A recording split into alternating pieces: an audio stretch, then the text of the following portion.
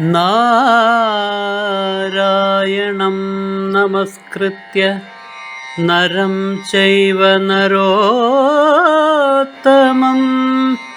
ദേവീം സരസ്വതീം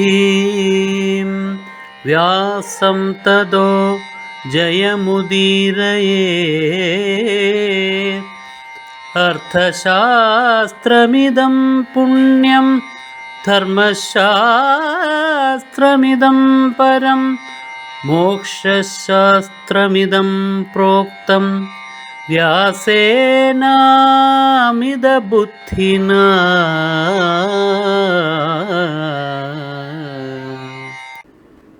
ആ ശാന്തത ഇത്തരമൊരു ഘട്ടത്തിൽ പോലും അങ്ങേയറ്റം രൂഢമൂലമാകണം എന്ന് കാണിക്കാൻ വേണ്ടിയിട്ടാണ് ഈ കഥാസന്ദർഭം. ഇങ്ങനെ അനേക സന്ദർഭങ്ങൾ ഇതിനകത്ത്, ഈ മഹാഭാരതത്തിനകത്ത് നമുക്ക് കാണാൻ കഴിയും. പല പല കഥാപാത്രങ്ങളുടെ ജീവിതത്തിലെ സന്ദർഭങ്ങൾ, ഇത്തരം സന്ദർഭങ്ങൾ വ്യാസൻ കാണിച്ചു തന്നിട്ടുണ്ട്. അതാണ് യാതൊരു സംഭ്രമവും കൂടാതെ ഭീഷ്മൻ എന്ത് ചെയ്തു? തൻ്റെ വില്ല് വലിച്ച് കുലച്ച് അമ്പുകൾ കൃഷ്ണന്റെ നേരെ എയ്തു വിട്ടു. അതിന് യാതൊരു കുറവും വരുത്തിയില്ല. തൻ്റെ വലിയ വില്ലിൽ നിന്നിട്ട് മഴ പോലെയാണ് അദ്ദേഹം അമ്പുകൾ വർഷിച്ചത്. എന്നിട്ട് ഉവാച ചൈവ ഗോവിന്ദം അസംഭ്രാന്തേന ചേതസ, യാതൊരു പരിഭ്രമവും ഇല്ലാതെ കണ്ട് ഗോവിന്ദനോട്, അവിടെയും ഗോവിന്ദൻ എന്നുള്ള വാക്കെടുത്ത് ഉപയോഗിച്ചു. ഈ പ്രപഞ്ചത്തിലെ സമസ്ത ജീവന്മാർക്കും രക്ഷിതാവായിരിക്കുന്നവൻ, അതാണ് ഗോവിന്ദൻ.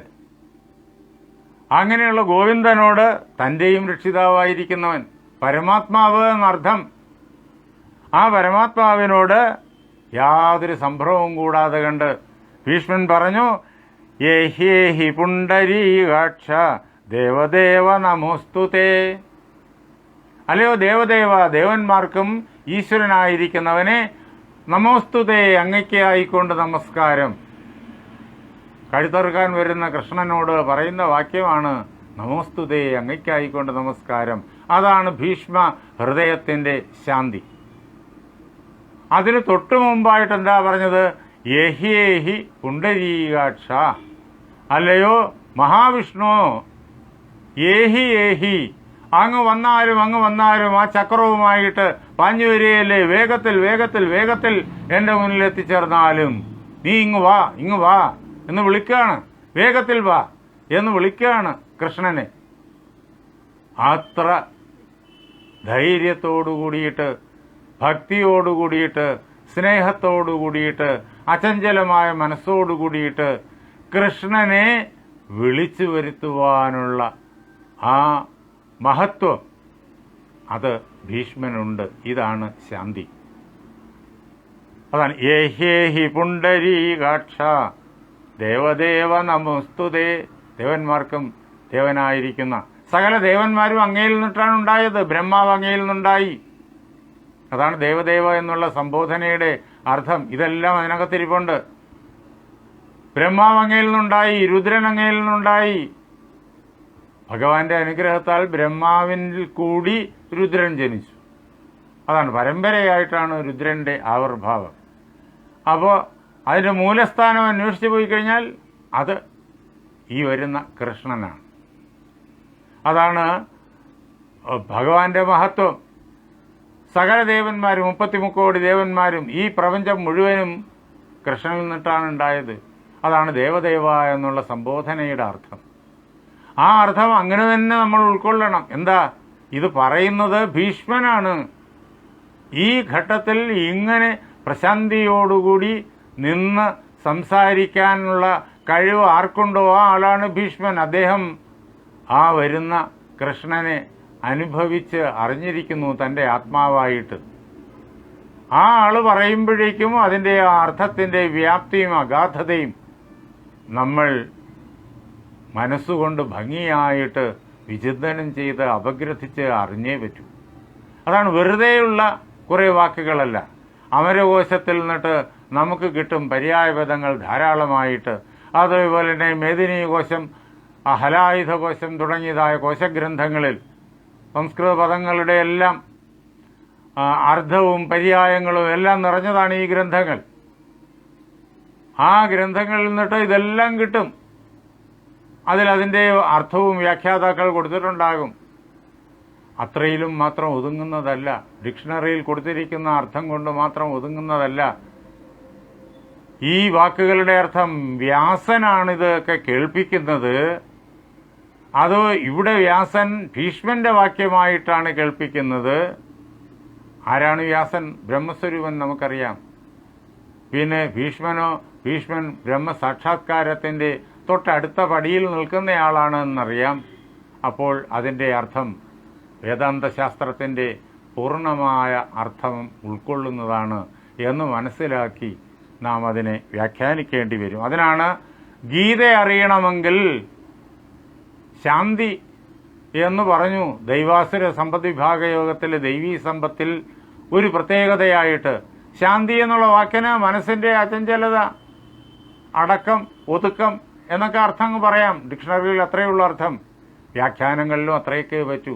പക്ഷെ ആ ശാന്തിയെ അറിയണമെങ്കിൽ ഈ കഥയെ നാം അറിയണം. അപ്പോഴാണ് ശാന്തി, ദൈവാസുര സമ്പദ് വിഭാഗയോഗത്തിലെ ആ ദൈവീ സമ്പത്ത് എന്താണെന്ന് വ്യക്തമായി തീരുക. എന്നിട്ട് അദ്ദേഹം കൃഷ്ണനോട് പറയാണ്, മമാദ്യ സാത്വത ശ്രേഷ്ഠ പാതയസ്വ മഹാഹവേ ത്വയാ ഹി ദേവ സംഗ്രാമേ ഹതസ്യാപി മമാനഘ ശ്രേയ ഏവ പരം കൃഷ്ണ ലോകേ ഭവതി സർവതഃ. കൃഷ്ണനോട് പറയാണ്, അല്ലയോ സാത്വതന്മാരിൽ ശ്രേഷ്ഠനായിട്ടുള്ളവനെ, വൃഷ്ണി വംശത്തിൽ അവതരിച്ച മഹാപുരുഷന്മാരിൽ ശ്രേഷ്ഠനായിട്ടുള്ളവനെ കൃഷ്ണ, നീ എന്തു വേണം? ഈ തേരിൽ നിന്നിട്ട് നീ എന്നെ ആ ആയുധപ്രയോഗത്താൽ തള്ളിയിടണം നിലത്തേക്ക്. ഒരു മഹാരഥൻ തേരിൽ നിന്ന് നിലത്ത് വീണു വെച്ചു കഴിഞ്ഞാൽ കഴിഞ്ഞു എന്ന് അർത്ഥം. നീ അങ്ങനെ തള്ളിയിട്ടുകൊള്ളൂ. ഭീഷ്മൻ കൃഷ്ണനോട് പറയണം. അതാണ് മനസ്സിൻ്റെ ശാന്തി. മരണത്തെ വെല്ലുവിളിക്കുകയാണ്. തനിക്ക് മരണമില്ല എന്നുള്ള അനുഭവത്തിൽ താൻ ഈ ശരീരമല്ല, മനസ്സല്ല, ബുദ്ധിയല്ല, താൻ ആത്മാവ് തന്നെയാണ്. ആ ആത്മാവിന് ജനനമോ മരണമോ രോഗമോ വാർദ്ധക്യമോ യാതൊന്നുമില്ല എന്ന അനുഭവത്തിലെത്തി നിൽക്കുന്നയാളാണ് ഭീഷ്മൻ. അതുകൊണ്ടാണ് നീ തള്ളിയിട്ടോ ഈ തേരിൽ നിന്ന് എന്നെ എന്ന് കൃഷ്ണനോട് പറയുന്നത്. അല്ലയോ ദേവാ, സംഗ്രാമത്തില്, പടയില്, യുദ്ധത്തില് നീ എന്നെ ഈ പ്രകാരത്തിൽ ഹനിച്ചാൽ, സംഹരിച്ചാൽ അതുകൊണ്ട് എനിക്ക് ശ്രേയസ്സേ ഉണ്ടാവുള്ളൂ. എന്താ, ഭഗവാന്റെ കൈകൊണ്ട് പടക്കളത്തിൽ വെച്ചിട്ട് മരണമുണ്ടായാൽ ബ്രഹ്മസാക്ഷാത്കാരം ഈ ലോകത്തിലെ ഏറ്റവും വലിയ നേട്ടം അതാണ്. അതിനപ്പുറം ഒന്നില്ല. അത് ലഭിക്കുക എന്ന് പറയുന്നത് എളുപ്പമല്ല, വളരെയേറെ ജോലി ചെയ്യണം. ഋഷിമാർ എത്രയോ ജന്മങ്ങളാണ് തപസ് ചെയ്തിട്ടുള്ളത് ഭഗവാനുമായിട്ട് ഐക്യം പ്രാപിക്കാനായി. പക്ഷേ അത് എളുപ്പത്തിൽ ലഭിക്കും ഭഗവാന്റെ കൈകൊണ്ട് മരിച്ചാൽ. ഹിരണ്യകശിപുവിനെ പോലുള്ള, ഹിരണ്യാക്ഷനെ പോലുള്ള, രാവണനെ പോലുള്ള ഏതാനും ആളുകൾക്ക് മാത്രമേ അത് ലഭിച്ചിട്ടുള്ളൂ. ആ അവസ്ഥ എളുപ്പത്തിൽ ഭഗവത് സന്നിധിയിൽ എത്തിച്ചേർന്ന് ഭഗവാനുമായിട്ട് ഐക്യം പ്രാപിക്കാൻ ഭീഷ്മൻ ആഗ്രഹിക്കുന്നു. അതുകൊണ്ടാണ് നീ അങ്ങനെ ചെയ്തു കഴിഞ്ഞാൽ ത്വയാ ഹി ദേവ സംഗ്രാമേ ഹതസ്യാപി മമാനഘ ശ്രേയേവ പരം കൃഷ്ണ. അല്ലയോ കൃഷ്ണ, ഈ പടക്കളത്തിൽ വെച്ചിട്ട് നീ എന്നെ ഈ പ്രകാരത്തിൽ സംഹരിച്ചു കഴിഞ്ഞാൽ എനിക്ക് ശ്രേയസ് മാത്രമേ ഉണ്ടാവുള്ളൂ. ശ്രേയസ് എന്നുള്ള വാക്കിന് ലൗകിക തലത്തിലുള്ള ആ എല്ലാ മഹനീയമായിട്ടുള്ള ലാഭങ്ങളും എന്ന് നമുക്ക് എളുപ്പത്തിൽ അർത്ഥം പറയാം. പിന്നെയോ പരമമായിരിക്കുന്ന ശ്രേയസ്, ശ്രേയ ഏവ പരം, പരമമായിരിക്കുന്ന ശ്രേയസ് എന്നാണ് ഇവിടെ പറഞ്ഞേ. എന്താ പരമമായിരിക്കുന്ന ശ്രേയസ്? ബ്രഹ്മസാക്ഷാത്കാരം. അതുകൊണ്ട് എനിക്ക് ലഭിക്കുന്നത് പരമശ്രേയസ്സായ ബ്രഹ്മസാക്ഷാത്കാരമാണ്. അതുകൊണ്ട് അല്ലയോ അനഘ, പാപമില്ലാത്തവനായ കൃഷ്ണ, നീ അതുതന്നെ ചെയ്തുകൊള്ളൂ. സംഭാവിതോസ്മി ഗോവിന്ദ ത്രൈലോക്യേനാദ്യ സംയുഗേ പ്രഹരസ്വ യഥേഷ്ടം വൈ ദാസോസ്മി തവ ജാനഘ അല്ലയോ കൃഷ്ണ, ഈ ലോകമുണ്ടല്ലോ, 14 ലോകങ്ങളും ഈ ഇങ്ങനെ ചക്രവും എടുത്ത് എൻ്റെ നേരെ ചാടുന്നത് കണ്ടിട്ട് എന്നെ ആദരിക്കുന്നു. സാധാരണ ഒരാളിനെ കൊല്ലാൻ വേണ്ടിയിട്ട് ഭഗവാൻ തന്നെ വരണമോ? ഹിരണ്യകശിപുവിന് വേണ്ടി വന്നു, ഹിരണ്യാക്ഷന് വേണ്ടി വന്നു, രാവണന് വേണ്ടി വന്നു, അവർക്കൊക്കെ വേണ്ടി, അവരെ സംഹരിക്കാൻ വേണ്ടി ഭഗവാൻ വന്നു. മറ്റ് നിസ്സാരന്മാരെ സംഹരിക്കാൻ, അവരുടെ ശല്യം ലോകത്തിന് അസഹനീയമായി തീരുമ്പോൾ ഭഗവാൻ വരാറുണ്ടോ? പകരം ആരെങ്കിലും അയക്കും, കരുതനായിട്ടുള്ള ഒരാളിനെ അയക്കും. ലോകത്തെ ഉപദ്രവിക്കുന്ന ഈ ദുഷ്ടജീവിയെ സംഹരിച്ചിട്ട് അവന് നന്മയുടെ മാർഗം കാട്ടിക്കൊടുക്കാൻ ആരെങ്കിലും പറഞ്ഞയക്കും. ആ ആൾ വന്നത് നിർവഹിക്കും. അത്രയേ ഉള്ളൂ. ഭഗവാൻ തന്നെ വരാറില്ല.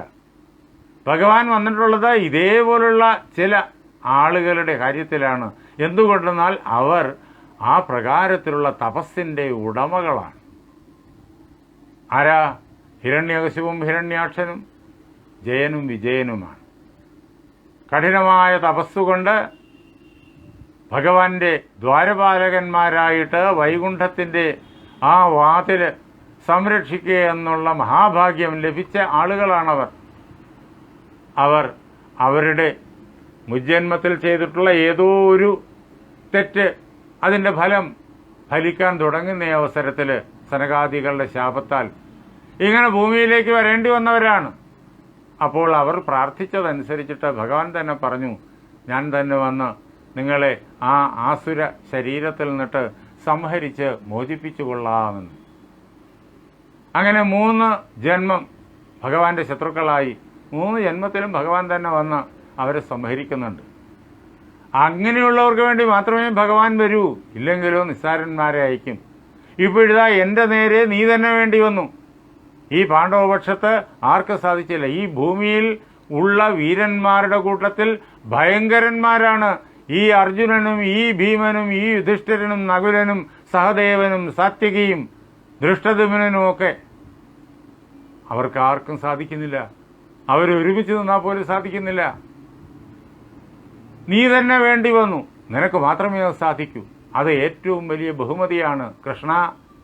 ലോകം മുഴുവൻ എന്നെ ആദരിക്കുന്നു. സംഭാവിതോസ്മി ഗോവിന്ദ, ഞാനിതാ ആദരിക്കപ്പെടുകയാണ് 14 ലോകങ്ങളാലും, ആ ലോകങ്ങളിൽ നിവസിക്കുന്ന ആളുകളാലും. അതുകൊണ്ട് പ്രഹരസ്വയഥേഷ്ടം വൈ, അല്ലയോ കൃഷ്ണ, നീ എന്നെ പ്രഹരിച്ചുകൊള്ളൂ. നിന്റെ കയ്യിലിരിക്കുന്ന ചക്രായുധത്താൽ നിന്റെ ഇഷ്ടം പോലെ പ്രഹരിച്ചുകൊള്ളൂ. ദാസോസ്മി തവ ചാനഘ, അല്ലയോ പാപമില്ലാത്തവനെ, ഞാൻ നിന്റെ ദാസനാണ്. അതുകൊണ്ട് നീ ആ ചക്രായുധം ഉപയോഗിച്ചിട്ട് എന്നെ ഈ ജനിമൃതി പരമ്പരയുടെ ഈ കോലാഹലത്തിൽ നിന്ന് മോചിപ്പിച്ച് നിന്റെ ഐശ്വര്യമായിരിക്കുന്ന ആ അനുഗ്രഹം നൽകി ആ വൈകുണ്ഠ ലോകത്തിന് യോഗ്യനാക്കി തീർക്കുക. നോക്കണം, മനസ്സിൻ്റെ ആ പ്രശാന്തി ഏറ്റവും സംഭ്രമജനകമായ ഒരു സന്ദർഭത്തിൽ, ആരുടെ മനസ്സിനെയും തകർക്കുന്ന ഒരു സന്ദർഭത്തിൽ, ഈ രീതിയിലുള്ളൊരു സന്ദർഭം ആരുടെ ജീവിതത്തിലാണ് ഉണ്ടായിട്ടുള്ളത്? സംഭ്രമജനകമായ സന്ദർഭങ്ങൾ പലരുടെയും ജീവിതത്തിലുണ്ടാകും. അതൊക്കെ ചെറിയ ചെറിയ ചെറിയ സംഭവങ്ങളാണ്. ചെറിയ സംഭവം കൊണ്ട് വലിയ സംഭ്രമങ്ങൾ ഉണ്ടാകും ഒരുവിധപ്പെട്ടവർക്ക് എല്ലാവർക്കും. എന്താ? മനസ്സിൽ ശാന്തിയില്ല, മനസ്സിൽ എപ്പോഴും കലുഷിതമാകാൻ വേണ്ടിയിട്ടുള്ളതായ അവസ്ഥയാണുള്ളത്. അപ്പോൾ ചെറിയ സന്ദർഭം മതി, ചെറിയ സംഭവം മതി, വല്ലാതെ മനസ്സ് വ്യാകുലപ്പെടും, പരിഭ്രമിക്കും. അങ്ങനെ ടെൻഷനുമായിട്ട് 24 മണിക്കൂർ നടക്കുന്നവരാണ് ഇന്ന് ലോകത്തിലേറെ. എല്ലാവർക്കും ഉള്ള കംപ്ലൈൻറ്റ്, ഡോക്ടറെ അടുത്ത് ചെന്നാലുള്ള കംപ്ലൈൻറ്റ് അവരവരുടെ ടെൻഷനെ കുറിച്ചാണ്. ഏത് രോഗവുമായിട്ട് ചെന്നാലും ചില രോഗങ്ങളുടെ കാരണം മനസ്സാണ് എന്നറിയുന്ന ഡോക്ടർ ചോദിക്കും ആ ആളിൻ്റെ പ്രവൃത്തി പഥത്തെക്കുറിച്ച്, അവിടെയുള്ളതായ പ്രശ്നങ്ങളെക്കുറിച്ച്. എന്നിട്ട് അതെല്ലാം മനസ്സിലാക്കിയിട്ട് ടെൻഷൻ ഒരിക്കലും നിങ്ങൾ കൊണ്ടു നടക്കരുത്. ടെൻഷനെ മനസ്സിൽ നിന്നിട്ട് ദൂരീകരിച്ചു കൊള്ളുക. ടെൻഷനെ അകറ്റാൻ വേണ്ടിയിട്ടുള്ളതായ മാർഗങ്ങൾ ഡോക്ടർ ഉപദേശിക്കും. അങ്ങനെ ടെൻഷൻ അകറ്റിയാലേ ആ മരുന്ന് കൊണ്ട്, ആ ചികിത്സ കൊണ്ട് ഉദ്ദേശിക്കുന്ന ഫലം ലഭിക്കുകയുമുള്ളൂ. ടെൻഷനുമായി നടക്കുന്നവരാണ് ഇന്നേറെ. അവർക്ക് ഇങ്ങനെയുള്ള സംഭവമൊന്നും വേണ്ട. ഒരു ഉറുമ്പ് അതിലേ പോയാൽ മതി അവർക്ക് ടെൻഷൻ ആവാനായിട്ട്. ഏറിയ പങ്കും ടെൻഷനെല്ലാം സങ്കല്പജന്യമാണ്. അങ്ങനെ ഉണ്ടായാൽ എന്ത് സംഭവിക്കും, ഇങ്ങനെ ഉണ്ടായാൽ എന്ത് സംഭവിക്കും, അതാപത്തല്ലേ, ഇതാപത്തല്ലേ, ഇങ്ങനെയെല്ലാം മനസ്സിൻ്റെ സങ്കല്പങ്ങൾ കൊണ്ട്, ആകാശക്കോട്ട എന്നൊക്കെ പറയാം, അങ്ങനെ നിർമ്മിച്ചെടുക്കുന്നതാണ് ടെൻഷൻ മുഴുവൻ. എന്നാൽ ഇത്ര വലിയ ഭീകരമായ അവസ്ഥയുണ്ടായിട്ടും അല്പവും ഇളകാതെ അതിനെ സ്വീകരിക്കുന്ന ഭീഷ്മൻ, ഇതാണ് ശാന്തി. ദൈവാസുര സമ്പദ് വിഭാഗ യോഗത്തിലെ ദൈവീ സമ്പത്തിൻ്റെ പ്രത്യേകതയായിട്ട് വ്യാസൻ പറഞ്ഞ ശാന്തി ഇതാണ്. ഇനി തുടർന്നുള്ള ഈ സംഭവത്തിന് തുടർന്നുള്ളതായ ഒരു കാര്യം കൂടി, ഈ ശാന്തിയെ അടുത്തറിയാൻ വേണ്ടിയിട്ട് നമുക്ക് പഠിക്കാം. നാളെ രാത്രി 8:30 നമുക്കിതേ പ്രകാരത്തിൽ ഒരുമിച്ച് കൂടാം. ബന്ധുജനങ്ങളെയും സുഹൃത്തുക്കളെയും എല്ലാവരെയും അറിയിക്കുക. അവരെല്ലാവരും ഇതിൽ പങ്കെടുക്കട്ടെ. പരമാവധി വ്യാസൻ്റെ സന്ദേശം ലോകം മുഴുവൻ എത്തിക്കുക. ഇത് ഈ ഫേസ്ബുക്കിൽ 30 ദിവസം കിടക്കും ഈ ക്ലാസ്സുകളെല്ലാം 30 ദിവസം കിടക്കും. പക്ഷേ യൂട്യൂബിൽ ഇത് തുടർച്ചയായിട്ട് വന്നുകൊണ്ടേയിരിക്കും. കഴിഞ്ഞ ക്ലാസ്സുകളെല്ലാം യൂട്യൂബിൽ കിടപ്പുണ്ട്. സത്യാനന്ദ സംസ്കൃതി എന്നുള്ളതായ ചാനലിൽ എല്ലാവരും ആ ചാനലിൽ വരണം. ഇതുവരെയുള്ള ഗീതാഭാരതത്തിലെ മുഴുവൻ ക്ലാസ്സുകളും അതിൽ കിടപ്പുണ്ട്. എന്ന് മാത്രമല്ല, കഴിഞ്ഞ 5 വർഷമായിട്ട് ചെയ്തു വരുന്ന വിവിധങ്ങളായ ക്ലാസ്സുകൾ, ഇതേപോലുള്ള വിഷയങ്ങളെക്കുറിച്ചുള്ളതായ ക്ലാസ്സുകളെല്ലാം അതിനകത്ത് കിടപ്പുണ്ട്. സത്യാനന്ദ സംസ്കൃതി സബ്സ്ക്രൈബ് ചെയ്യണം. എന്നിട്ട് അതിൽ വേണ്ടുന്നതായ ക്ലാസ്സുകൾ ഉപയോഗപ്പെടുത്തണം. എല്ലാവർക്കും അതിനെക്കുറിച്ചുള്ളതായ അറിവ് നൽകണം എന്നുകൂടി അഭ്യർത്ഥിച്ചുകൊണ്ട് എൻ്റെ വാക്കുകളാകുന്ന പൂജാപുഷ്പങ്ങൾ പാർവതീ പരമേശ്വരന്മാരുടെ പാദങ്ങളിൽ, ശ്രീരാമസീത ആഞ്ജനേയന്മാരുടെ പാദങ്ങളിൽ, എൻ്റെ ഗുരുനാഥനായ ജഗദ്ഗുരു സ്വാമി സത്യാനന്ദ സരസ്വതി പാദങ്ങളിൽ, എൻ്റെ പരമഗുരുവായ ബ്രഹ്മശ്രീ നീലകണ്ഠ ഗുരുപാദരുടെ പാദപങ്കജങ്ങളിൽ, നിങ്ങളുടെ ഓരോരുത്തരുടെയും ഗുരുനാഥൻ്റെ പാദപത്മങ്ങളിൽ, വ്യാസഭഗവാന്റെ പരമപവിത്രമായ ആ പാദപത്മങ്ങളിൽ, ആ ധന്യമായ സങ്കല്പം കൊണ്ട് പവിത്രമായിരിക്കുന്ന നിങ്ങളുടെ ഹൃദയങ്ങളിൽ പൂജാപുഷ്പങ്ങളെന്നോണം സമർപ്പിച്ചുകൊള്ളുന്നു. ജയ് സീതാറാം.